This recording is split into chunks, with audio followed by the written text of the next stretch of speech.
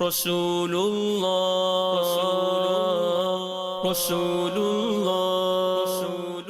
یا رسول اللہ یا حبیب اللہ۔ الحمدللہ رب العالمین والصلاة والسلام علی سید الانبیاء والمرسلین،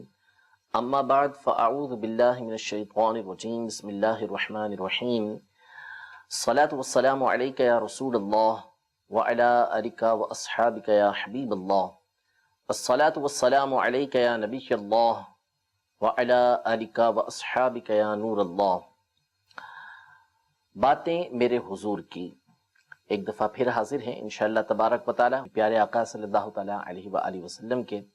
مبارک ناموں کے حوالے سے جو ہمارا ایک تسلسل جاری ہے اسی کو کنٹینیو کریں گے انشاءاللہ تبارک و تعالی۔ آج بھی حضور اکرم صلی اللہ تعالیٰ علیہ وآلہ وسلم کے کچھ مبارک ناموں کے حوالے سے گفتگو کریں گے۔ آپ صلی اللہ تعالیٰ علیہ وآلہ وسلم کے صفاتی ناموں میں سے، آپ کے وصفی ناموں میں سے، آپ کی خوبیوں کو اور آپ کے کمالات کو پیش نظر رکھ کر علماء نے جو نام بیان کیے ہیں ان میں سے ایک نام حضور علیہ الصلوۃ والسلام کا الظاہر ہے۔ ظاہر ہمارے یہاں مشہور ہے، الف لام پھر اس کے بعد وا جس کو اردو میں زوئیں بولتے ہیں، الف پھر اس کے بعد ہا اور پھر اس کے بعد را جس کو رے بولتے ہیں اردو میں۔ تو الظاہر اس کے علماء نے دو معنی بیان کیے ہیں کہ ظاہر کس کو کہتے ہیں۔ ظاہر ایک تو ہمارے یہاں ایک مشہور معنی ہے کہ کسی چیز کا واضح ہونا،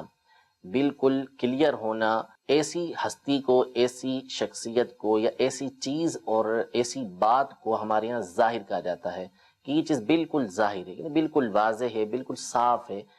اس میں کسی طرح کی کوئی پوشیدگی، کسی طرح کا کوئی شبہ وغیرہ موجود نہیں ہے، ایسا عام طور پہ ہم بولتے ہیں۔ تو ایک معنی عربی زبان کے اندر اس کا یہی ہے۔ نبی کریم صلی اللہ تعالیٰ علیہ وآلہ وسلم کی جو زندگی تھی وہ بالکل ہمارے سامنے ظاہر ہے۔ آپ علیہ الصلوۃ والسلام نے جس طرح کی زندگی گزاری اور آپ علیہ الصلوۃ والسلام کی جس طرح کی سیرت تھی وہ ہمارے سامنے ایسی ظاہر ہے کہ نبی کریم صلی اللہ تعالیٰ علیہ وآلہ وسلم کی جو نبوت ہے، یعنی آپ علیہ الصلوۃ والسلام کا جو اعلان نبوت فرمانا ہے،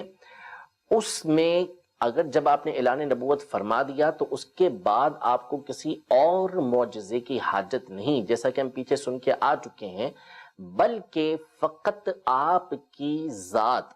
آپ کی سیرت، آپ کا طریقہ کار آپ کے حق ہونے پر دلیل ہے۔ تو آپ ظاہر و بین ہیں، آپ بالکل واضح حق ہیں، اس لیے آپ صلی اللہ تعالیٰ علیہ وسلم کی ذات کو ظاہر کہا جاتا ہے، یعنی وہ ہستی کہ جس کی سیرت بالکل ظاہر ہو، جس کے دلائل یعنی جو وہ دعویٰ کر رہے ہیں، چاہے وہ نبوت کا دعویٰ ہو چاہے کسی اور بات کا دعویٰ ہو، اس پر ان کی جو سیرت ہے، ان کی جو باتیں ہیں وہ بالکل ظاہر ہیں، دلالت کرنے والی ہیں، رہنمائی کرنے والی ہیں۔ ایک معنی علماء نے الظاہر کا یہ بیان کیا۔ دوسرا معنی اس کا، یہ قرآن پاک میں بھی کئی مقام پر اس طرح ظہر کا لفظ یہ موجود ہے جس کے معنی ہوتے ہیں غالب آنا، یعنی کوئی کسی کے اوپر غالب آ جائے تو اس وقت اہل عرب بولتے ہیں کہ ظہر فلان علی فلان، کہ فلاں فلاں کے اوپر یہ غالب آ گیا ہے۔ تو ظاہر کا ایک معنی وہ ہستی کے جو غالب ہو۔ تو نبی کریم صلی اللہ تعالیٰ علیہ وآلہ وسلم کو اللہ تبارک و تعالیٰ نے کئی اعتبار سے غلبہ عطا فرمایا کہ آپ صلی اللہ تعالیٰ علیہ وآلہ وسلم کی ذات گرامی جس نے اللہ تبارک و تعالیٰ کی دعوت کو عام کیا، لوگوں کو توحید اور رسالت کی طرف بلایا، آخرت کا جو راستہ دکھایا، اس راستے نے اور نبی کریم صلی اللہ تعالیٰ علیہ وسلم کی دعوت نے یہ غلبہ حاصل کیا، یعنی آپ صلی اللہ تعالیٰ علیہ وآلہ وسلم کا جو دین ہے یہ دوسرے ادیان کے اوپر غالب آیا۔ اب غالب آنا یہ اپنی حقانیت کی وجہ سے، اپنے دلائل کی وجہ سے اور سچائی کی وجہ سے، یعنی دین اسلام ایک ایسا دین ہے جو عین فطرت کے مطابق دین اور اللہ تبارک و تعالیٰ کا پسندیدہ دین ہے، اللہ تبارک و تعالیٰ کا جس کو اللہ تبارک و تعالیٰ نے لوگوں کے لیے پسند کیا وہ دین ہے۔ اس اعتبار سے جب ہم دین اسلام کی تعلیمات کو دیکھیں گے تو وہ آپ کو غالب نظر آئیں گی، اور اللہ تبارک و تعالیٰ نے اس دین کو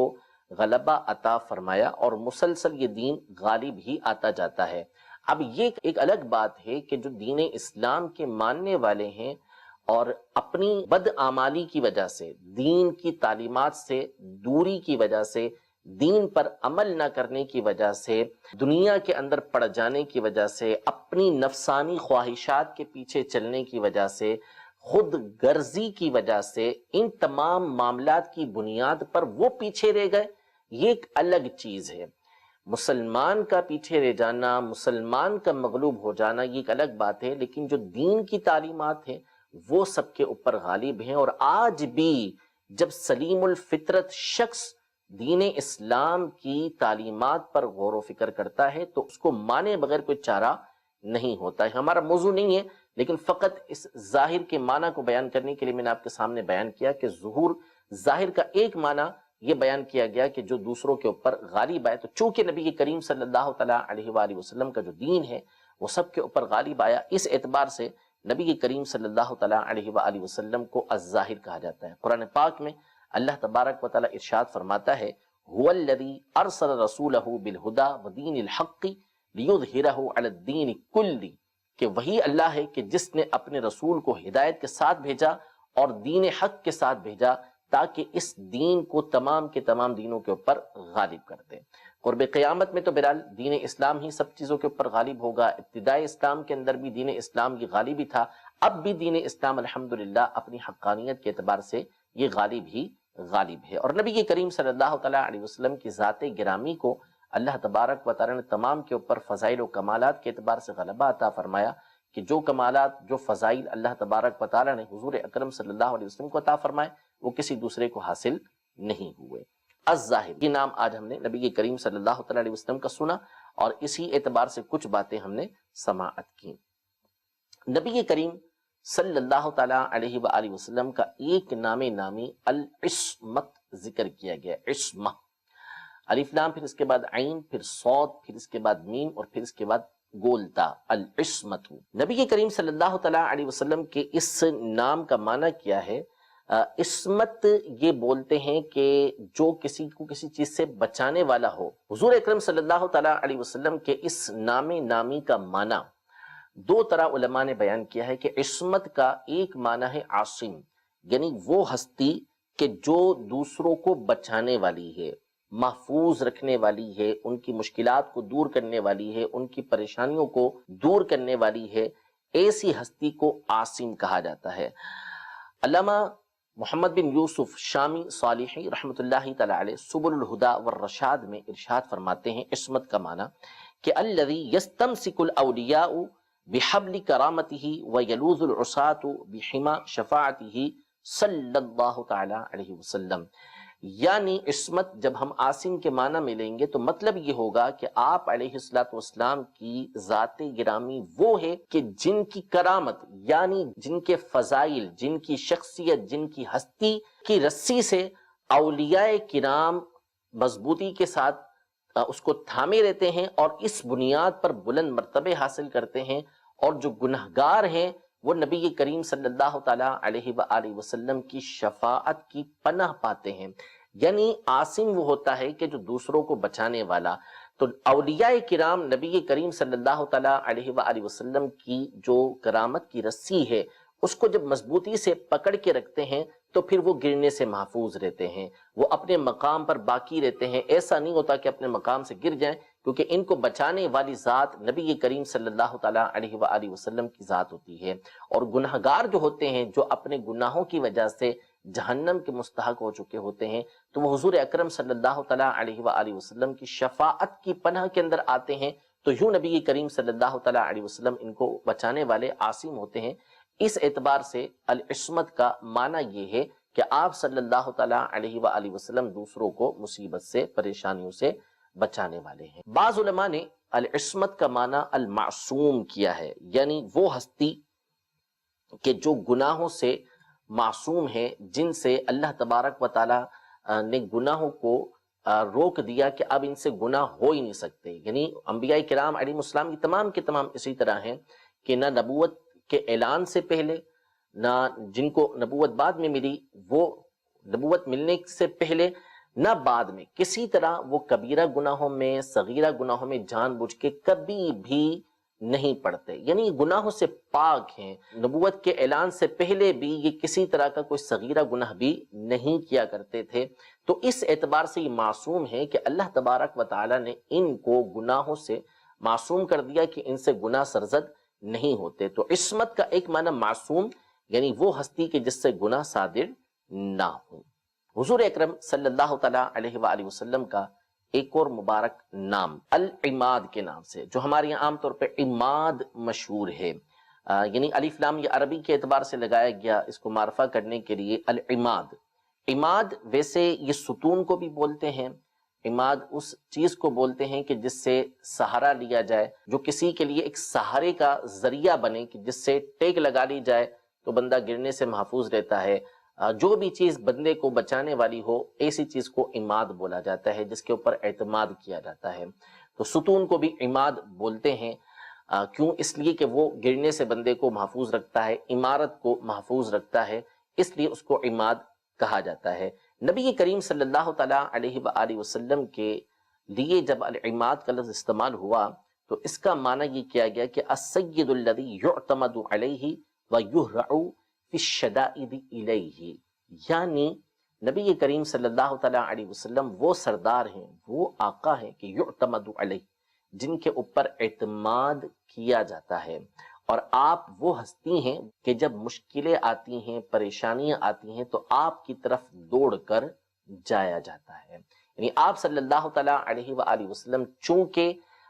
گرنے سے بچانے والے ہیں، تو آپ علیہ السلام کی بارگاہ میں جو حاضر ہو جائے، یا آپ علیہ السلام کی محبت میں جو وارفتہ ہو، جو نبی کریم صلی اللہ علیہ وسلم کے طریقہ کار پر عمل کرنے والا ہو، تو پھر وہ گرتا نہیں ہے، بلکہ نبی کریم صلی اللہ تعالیٰ علیہ وآلہ وسلم کی برکت سے سنبھلا رہتا ہے، آپ کی ذات کی برکت سے سنبھلا رہتا ہے۔ اور جب پریشانیاں آئیں، مصیبتیں آئیں، تو پھر نبی کریم صلی اللہ تعالیٰ علیہ وآلہ وسلم کی طرف رجوع کیا جاتا ہے، اور آپ اللہ تبارک و تعالیٰ کی دی ہوئی قدرت سے، اللہ تبارک و تعالیٰ کی اذن سے پریشانیوں کو دور کرتے ہیں۔ صحابہ کرام علیہ رضوان کے بہت سارے ایسے واقعات کتابوں میں موجود ہیں، اور اپنے پچھلے سلسلوں کے اندر ان کو بیان بھی کر چکے ہیں کہ کس طرح صحابہ کرام علیہ رضوان مشکل کے وقت میں نبی کریم صلی اللہ تعالیٰ علیہ وآلہ وسلم کی بارگاہ میں حاضر ہوئے، اور نبی کریم صلی اللہ علیہ وسلم نے ان کی مشکلات اور پریشانیوں کو دور فرما دیا۔ تو علامہ شامی صالحی رحمۃ اللہ تعالیٰ علیہ سبل الہدی والرشاد میں فرماتے ہیں کہ عماد کا معنی ہے السید الذی یعتمد علیہ ویہرع فی الشدائد الیہ، کہ سید وہ ذات کہ جس کے اوپر اعتماد کیا جائے اور جس کی طرف شدائد کے اندر، مشکلات کے اندر رجوع کیا جائے۔ اچھا، اسی سے ملتا جلتا ویسے تو اور نام بھی مجھے ذکر کرنے ہیں، لیکن اس کے قریب قریب میں دو نام اور ذکر کرتا ہوں، کیونکہ بات چلی ہے نبی کریم صلی اللہ تعالیٰ علیہ وآلہ وسلم کے پاس مشکل وقت میں جانے کی، حضور علیہ السلام سے التجائیں کرنے کی، اور آپ علیہ السلام کی مصیبتیں اور پریشانیاں دور کرنے کے اعتبار سے تو دو نام مزید سماعت فرمائے، جو کئی ایک علماء نے اپنی کتابوں کے اندر ذکر کیے ہیں۔ سبل الہدی والرشاد میں علامہ محمد بن یوسف شامی صالحی رحمۃ اللہ تعالیٰ علیہ اور علامہ جلال الدین سیوطی شافعی رحمۃ اللہ تعالیٰ علیہ یہ بھی ذکر کرتے ہیں، نبی کریم صلی اللہ علیہ وسلم کا ایک نام ہے الغوث۔ الغوث، غوث کیا ہوتا ہے؟ النصیر الذی یستغاث بہ فی الشدائد والمہمات ویستعان بہ فی النوازل والملمات، یعنی غوث اس مددگار کو بولتے ہیں کہ جس کے ساتھ شدائد میں مدد طلب کی جاتی ہے، جس سے مشکلات کے اندر مدد طلب کی جاتی ہے، بہت غم میں ڈالنے والی چیزوں کے اندر مدد طلب کی جاتی ہے، اور جب پریشانیاں مصیبتیں آتی ہیں، نئی نئی مصیبتیں آ رہی ہوتی ہیں، تو اس وقت ان سے پناہ مانگی جاتی ہے، ان سے مدد طلب کی جاتی ہے، تو ایسی ہستی کو الغوث کہا جاتا ہے۔ یہ آج کے بزرگ نہیں ہیں، یہ علامہ جلال الدین سیوطی شافعی رحمۃ اللہ تعالیٰ علیہ کے شاگرد ہیں، اور خود علامہ سیوطی رحمۃ اللہ تعالیٰ علیہ نے بھی نبی کریم صلی اللہ علیہ وسلم کا یہ نام ذکر کیا ہے۔ تو بہت سو کو اس حوالے سے بڑے وسوسے آتے ہیں کہ غوث تو صرف اللہ تبارک و تعالیٰ کی ذات ہے، کسی دوسرے کو غوث یا غوث اعظم وغیرہ کیسے کہہ سکتے ہیں؟ تو یہ وسوسے بہرحال اگر ہمارا سلسلہ مسلسل کوئی دیکھ رہا ہو تو بہت سارے وسوسے اس کے دور ہو گئے ہوں گے، کہ بہت سارے نام کہ جو اللہ تبارک و تعالیٰ کے ہیں وہ نبی کریم صلی اللہ تعالیٰ علیہ وآلہ وسلم کے لیے بھی ذکر کیے گئے ہیں۔ الغنی ہے، العظیم ہے، الجلیل ہے، الجبار ہے، العزیز ہے، المؤمن ہے، یہ سارے نام اللہ تبارک و تعالیٰ کے بھی ہیں، اور نبی کریم صلی اللہ تعالیٰ علیہ وآلہ وسلم کے بھی یہ نام ہیں۔ میں بیان کر چکا ہوں کہ علامہ نبہانی رحمۃ اللہ تعالیٰ علیہ نے 80 سے زائد وہ نام ذکر کیے ہیں کہ جو اللہ تبارک و تعالیٰ کے بھی ہیں اور نبی کریم صلی اللہ تعالیٰ علیہ وآلہ وسلم کے بھی ہیں، لیکن ہمیشہ یہ بات ملحوظ خاطر رہنی چاہیے کہ جب اللہ تبارک و تعالیٰ کی صفات کی بات ہوگی، اس کے صفاتی ناموں کا تذکرہ ہوگا، تو اس کا معنی اس کی ذات کے اعتبار سے ہوگا، اور بندوں کے لیے جب وہ نام ذکر کیا جائے گا تو اس کا معنی بندوں کے اعتبار سے ہوگا۔ المؤمن یہ بڑی واضح مثال ہے، اللہ تبارک و تعالیٰ کا بھی نام ہے، بندوں کا بھی نام ہے۔ الرؤوف الرحیم اللہ تبارک و تعالیٰ کے بھی نام ہے۔ قرآن پاک میں اللہ تبارک و تعالیٰ نے سورۃ التوبہ کے آخر میں حضور اکرم صلی اللہ تعالیٰ علیہ وسلم کو بھی رؤوف الرحیم فرمایا ہے۔ تو یہ ایک وسوسہ دور ہو جانا چاہیے کہ فقط نام کا مشترک ہونا یہ اس بات کی دلیل نہیں ہوتا کہ وہ چیز کفر و شرک کی طرف لے جانے والی ہو۔ ہاں بعض نام ہیں جو اللہ تبارک و تعالیٰ کے ساتھ ہی خاص ہیں، وہ دوسروں کے اندر ہو ہی نہیں سکتے، جیسے اللہ، یہ نام ہے، یہ اللہ تبارک و تعالیٰ کا ہے، کسی دوسرے کو اللہ نہیں بول سکتے کہ وہی معبود ہے، کوئی دوسرا معبود ہو ہی نہیں سکتا۔ لیکن بہرحال بہت سارے نام وہ ہیں کہ جو قرآن مجید فرقان حمید میں اللہ تبارک و تعالیٰ نے اپنے لیے بھی ذکر کیے ہیں اور لوگوں کے لیے بھی ذکر کیے ہیں، بالخصوص نبی کریم صلی اللہ تعالیٰ علیہ وسلم کے لیے۔ تو یہ جو الغوث کا لفظ ہے، یہ اللہ تبارک و تعالیٰ کو جب ہم غوث بولیں گے تو اس کا مطلب ہوگا کہ حقیقی مدد کرنے والا۔ ویسے تو اللہ تعالیٰ کے لیے غوث کا لفظ استعمال نہیں کیا جاتا۔ اللہ تبارک و تعالیٰ یہ قادر ہے، اللہ تبارک و تعالیٰ وہ ذات ہے کہ جو مشکلات کو دور کرنے والی ہے، جو پریشانیوں کو دور کرنے والی ہے، اور حقیقی طور پہ وہی دور کرتا ہے، دوسرا کوئی دور نہیں کرتا۔ لیکن جب اللہ کے علاوہ کسی اور کے اوپر ہم اس طرح کا لفظ بولیں گے کہ وہ غوث ہے، وہ مددگار ہے، تو اس کا مطلب یہ ہوتا ہے کہ وہ اللہ تبارک و تعالیٰ کی دی ہوئی قدرت سے، اللہ تبارک و تعالیٰ کی دی ہوئی طاقت سے، اس کے اذن سے، اس کی اجازت سے یہ مصیبتیں اور پریشانیاں دور کر رہے ہوتے ہیں۔ اس کا شرک و کفر سے کوئی تعلق نہیں ہے۔ شرک و کفر اس صورت میں بنے گا جب کہ ان کو اپنا حقیقی مددگار سمجھا جائے، ان کو خدا سمجھا جائے، ان کو عبادت کے لائق سمجھا جائے، ورنہ ایسا کچھ بھی نہیں ہے۔ تو بہرحال نبی کریم صلی اللہ تعالیٰ علیہ وسلم کا ایک نام علماء نے الغوث ذکر کیا ہے، اور اس کا معنی ہوتا ہے وہ ہستی کہ جو مدد فرمانے والی ہے۔ رب تبارک و تعالیٰ ہم سب کو نبی کریم صلی اللہ تعالیٰ علیہ وآلہ وسلم کے مبارک ناموں کی برکت عطا فرمائے، آپ صلی اللہ تعالیٰ علیہ وسلم کے طریقہ کار پر ہم سب کو عمل پیرا ہونے کی توفیق عطا فرمائے،